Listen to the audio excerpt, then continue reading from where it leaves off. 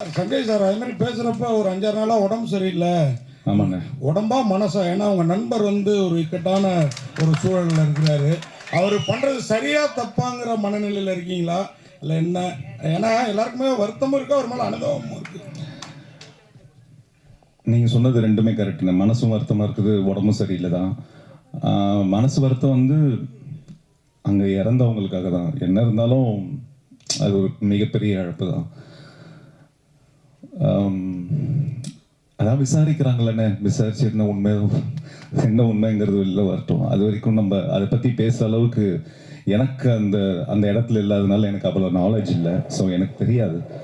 விசாரிக்கிறாங்க, கரெக்டாக விசாரிச்சு எல்லாம் உண்மையாக வெளில வரும்னு நம்புகிறேன்.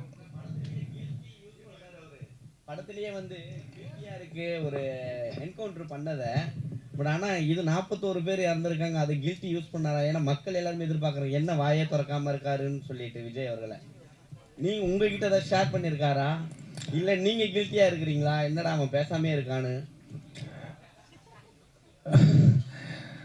இந்த கதையை பற்றி பேசுவோம்னா நீங்கள் அதான் சொன்னல, நீங்கள் கேட்குறதுக்கெலாம் வந்து எனக்கு அந்த அளவுக்கு நாலேஜ் இல்லை. நம்ம அங்கே இல்லை, அதனால நம்மளுக்கு தெரியாது.